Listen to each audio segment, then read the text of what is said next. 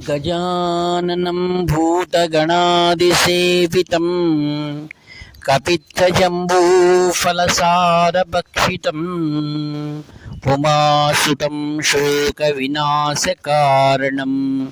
नमामि विघ्नेश्वरपादपङ्कजम्। श्रुतिस्मृतिपुराणानाम् आलयं करुणालयं नमामि भगवत्पादं शङ्करं लोकशङ्करम्। अपार करुणासिन्धुं ज्ञानदं शान्तरूपिणं श्रीचन्द्रशेखरगुरुं प्रणतोऽस्मि मुदान्वहम्। देवे देहे च देशे च भक्त्यारोग्यसुखप्रदं बुधपामरसंसेव्यं तं श्रीजयेन्द्रं नमाम्यहम्।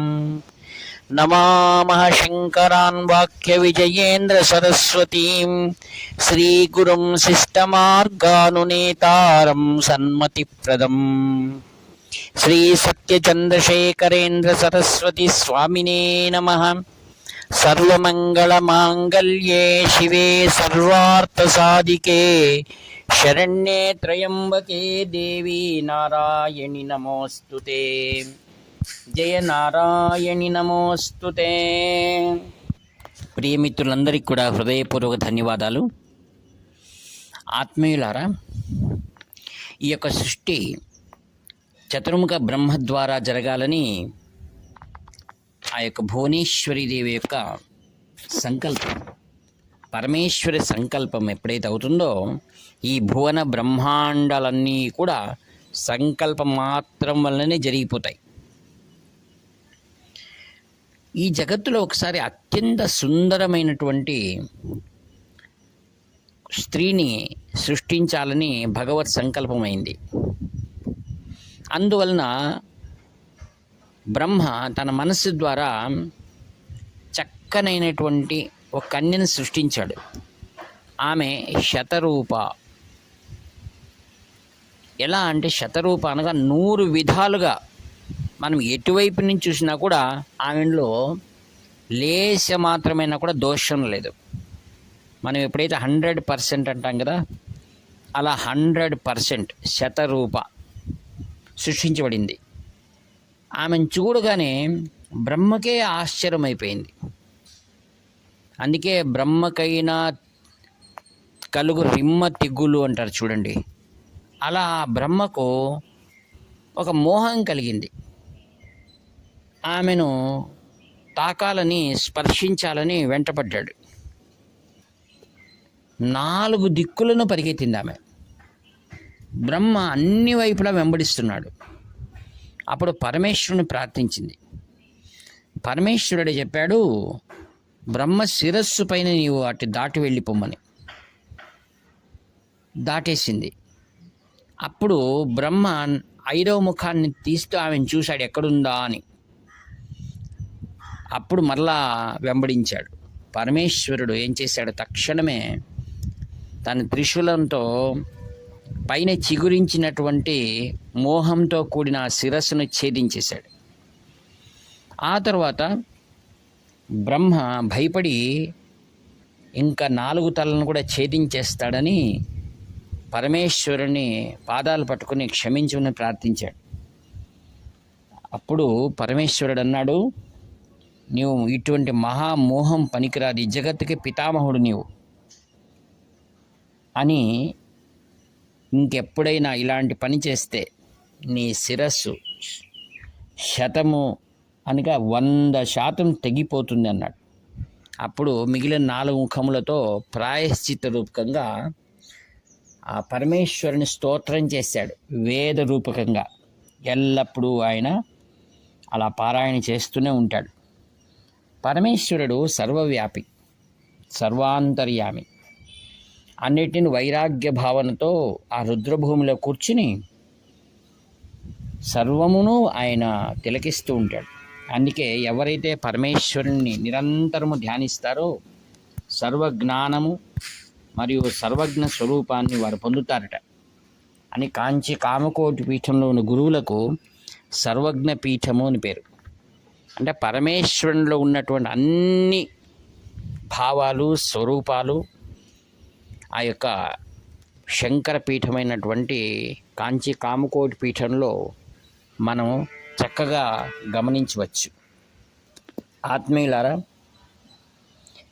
అట్టి పరమేశ్వరుడు ప్రతి యుగంలో కూడా ప్రళయ తాండవం చేస్తూ ఉంటాడు. దాన్ని ప్రళయ తాండవము అంటారు. ఈరోజు మాస శివరాత్రి కృష్ణపక్ష త్రయోదశి సాయంకాలం సూర్యాస్తమానికి 1:30 గంట ముందు, సూర్యాస్తమానం 1:30 గంట తరువాత 3 గంటలు ఈ ప్రదోషాన్ని, మాస శివరాత్రిని ఎంతో వైభవంగా కాంచీపీఠంలో ఆచరిస్తారు.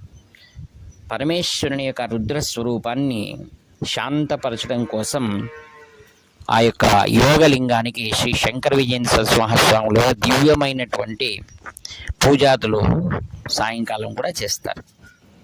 ఆత్మీయులారా, ప్రదోషంలో చేసేటువంటి పూజను ఆనంద తాండవము అని అంటారు. ప్రళయకాలంలో చేసేటువంటి దాన్ని ప్రళయ తాండవము అని అంటారు. ఆ ప్రళయ తాండవం ఎందుకు చేస్తాడంటే, ప్రతి యుగం అంత్యమవుతున్నప్పుడు ఆయన ఈ పంచభూతముల్లో ఏదైతే కల్మషం ఉందో ఆ కల్మషాన్ని పరిశుద్ధం చేయడం కోసం ఆయన రుద్ర తాండవం చేస్తూ ఉంటాడనమాట. అందుకే దాన్ని నకారాత్మకమైనటువంటి ఆలోచనలు జీవులకు కలగకుండా మరి నూతన సృష్టికి అనుకూలం చేయడం కోసం ఆయన ఈ ప్రళయ తాండవం చేస్తాడు. అప్పుడు ఆయన 3వ కన్ను తెరిచి, చాలా భయంకరంగా ఉంటుంది, ఆయన తన మెడకు వాసుకైన మహాసర్పం చుట్టుకొని ఉంటుంది. శిరస్సుపై చంద్రుడు కింద పడిపోతాడని రీతిగా ఆయన నృత్యం చేస్తాడు. ఆ గంగ పైన, తలపైన ఉన్నటువంటి గంగ ఎంతో ఒదిగి కూర్చొని ఉంటుందట. తర్వాత పులి చర్మము చుట్టుకొని భస్మం, దేహమంతా కూడా భస్మం బాగా విదిలిస్తూ ఆ శిరస్సు పైనటువంటి కేశములన్నీ కూడా నిక్కబడుచుకొని ఉంటాయట. అట్టి ప్రళయ తాండవం చూడడానికి దేవతలే భయపడుతుంటారు. కావున సర్వవ్యాపకమై, సర్వజ్ఞుడై, సర్వాంతర్యామి, సక లోకమున్నటువంటి చరాచర సృష్టి కోటి ఉన్నటువంటి ఆ యొక్క నకారాత్మక శక్తిని దూరం చేసేవాడు. అందుకే సర్వభూత దమనాయై నమో నమః అంటారు. అట్టి పరమేశ్వరుని జ్ఞాపకం చేసుకోవడమే పూర్వజన్మ సుకృతం.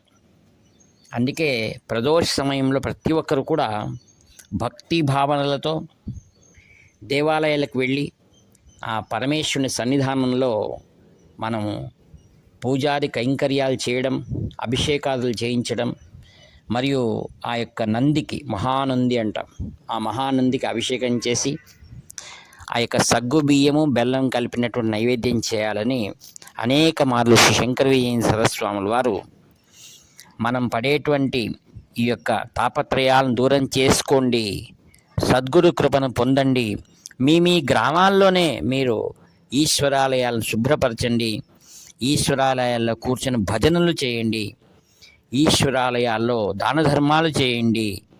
ఆ విధంగానే మీకు గురువు యొక్క సంపూర్ణ కటాక్షం దొరుకుతుంది అని చెప్తారు. ఆత్మీయులారా, చాలామంది ఒక అనుభూతిని మనం పెంచుకోవాలి.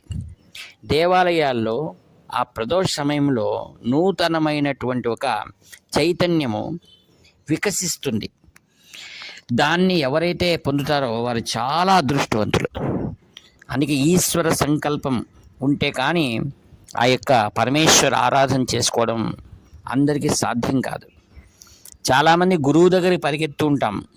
నేను అన్ని దేవాలయాల్లో ఈశ్వర స్వరూపమై ఉన్నాను, మీరు అర్చనాదులు కానివ్వండి, అక్కడ భక్తిగా ప్రార్థన చేసుకోండి, ఆ యొక్క ఈశ్వర సంకల్పం ద్వారా గురుదర్శనం మీకు లభ్యమవుతుంది అని శ్రీ శంకర విజయేంద్ర సరస్వాముల వారు అనేక సార్లు ఈ యొక్క విజయయాత్రలో తెలపమని చెప్పారు నాకు.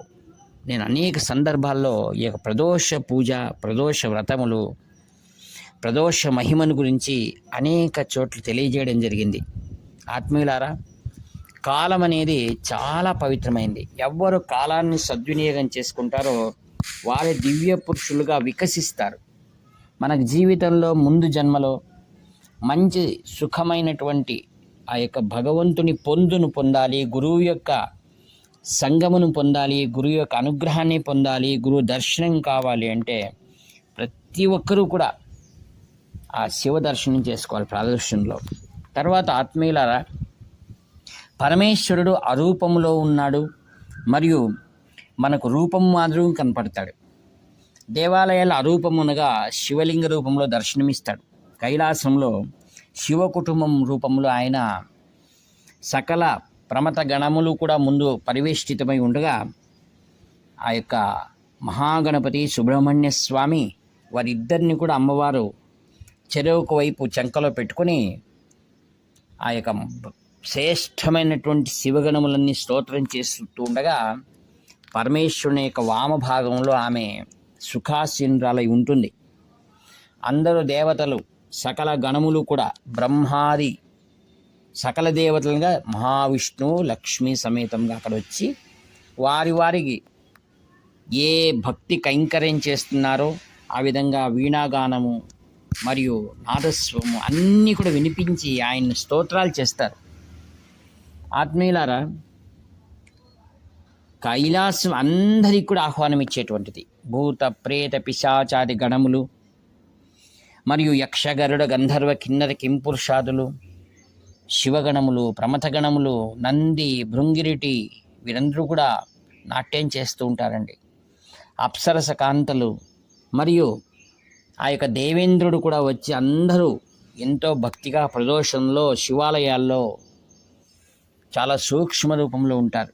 అందుకే ఎలాగైనా సరే మనం పని కట్టుకొని ఆ శివాలయాలకు వెళ్ళి ముందు రోజే శివాలయాన్ని శుభ్రం చేయాలి.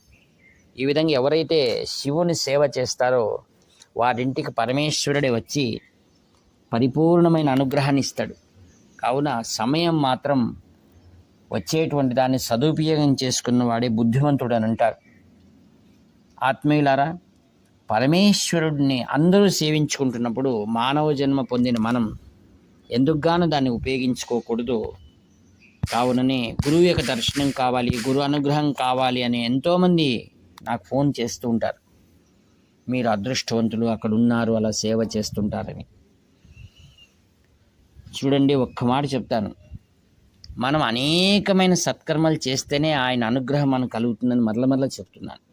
మనం ఎన్ని సేవలు చేసినా ఆ యొక్క గురువు సంకల్పం రావడం, ఆయన యొక్క అనుగ్రహం కలగడం అనేటువంటిది చాలా దుర్లభం. అందుకే ప్రతి ఒక్కరూ ఎక్కడ ఉన్నా సరే శివాలయానికి వెళ్ళండి, శివ దర్శనం చేసుకోండి, దీపారాధనలు చేయండి. మీకు ఏది బుద్ధికి ఆ పరమేశ్వరుడు ఇస్తాడో దాన్ని దాన ధర్మాలు చేయండి. నా కంటితో ప్రత్యక్షంగా చూసిన అనుభవాలు చెప్తున్నాను. ఎందరో కఠినమైన పేదవారుగా ఉన్నవారు కూడా ఈ యొక్క ప్రదోష పూజలు చేసి ఎంతో సుఖాన్ని సౌఖ్యాన్ని పొందారు. మనము వేల లక్షల ఖర్చు చేసి మనం యజ్ఞయాగాదులు చేసే స్తోమత మనకు లేదు. మంచి శుభమైన కాలం ప్రదోషం. ఆ ప్రదోషంలో ఈశ్వరార్చన, ఈశ్వర దర్శనం ఎవరు పొందుతారో వారి పరిపూర్ణమైనటువంటి అనుగ్రహాలు ఈ కలియుగంలో భగవంతుడు అనుగ్రహం చేస్తాడని చెప్తూ ఈ వాక్పుష్పములన్నీ కూడా నిరహంకారపూర్వకంగా శ్రీ శంకర విజయేంద్ర సరస్వతి మహాస్వాముల దివ్య చరణారవిందం సమర్పి సెలవు తీసుకుంటాను. ఇట్లు మీ ఆత్మీయ మిత్రుడు నివర్తి నాగభూషణ శర్మ. 7483229249.